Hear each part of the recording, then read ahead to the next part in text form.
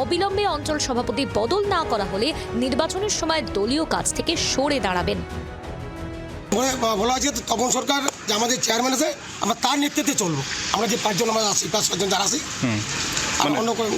যদি সামনে তো বিধানসভা নির্বাচন, তার আগে যদি সমস্যার সমাধান না হয় কি করবেন? নামবো না, কাজ করবো না, বসে যাবেন। বসে যাবো। আগামী দিনে 2-4-5 দিনের মধ্যে যদি তৃণমূল কংগ্রেস এখানে পূর্ব অবস্থায় আমাদের যিনি সভাপতি ছিলেন তাকে দলীয় নির্দেশ অমান্য করে, ব্লক সভাপতি যদি সিদ্ধান্ত না নেয়, তা আমরা বৃহত্তর আন্দোলন করব এবং এই আন্দোলন আমরা জেলা ব্লক থেকে জেলা স্তর থেকে রাজ্য স্তর পর্যন্ত পৌঁছে দেব। বিক্ষুব্ধ গোষ্ঠীর অভিযোগে পাত্তা দিতে নারাজ নতুন অঞ্চল সভাপতি, বরং পাল্টা জাহাঙ্গীরের বিরুদ্ধেই দুর্নীতির অভিযোগ তুলেছেন নূর। মানুষটা আজকে বড় বড় কথা বলছে আপনাদের, ইনি অনেক মানুষের কাছ থেকে টাকা নিয়েছেন, ঘরের নামে টাকা নিয়েছেন।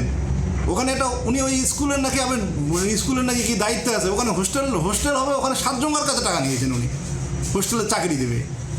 এবং পিএসসির নাম করে টাকা নিয়েছে, এবং অঙ্গনারী চাকরি দিবে টাকা নিয়েছে, এবং বন বিভাগের মানুষকে চাকরি দিবে টাকা নিয়েছে।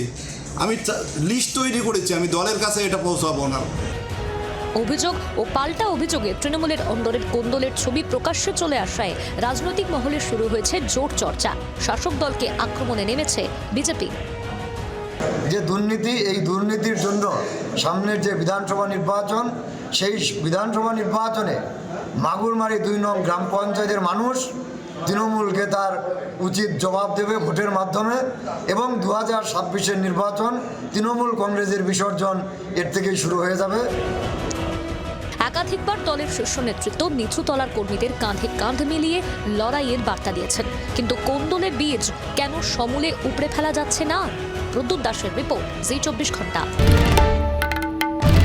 বাংলার আওয়াজ, বাঙালির আবেগ, জি 24 ঘন্টা।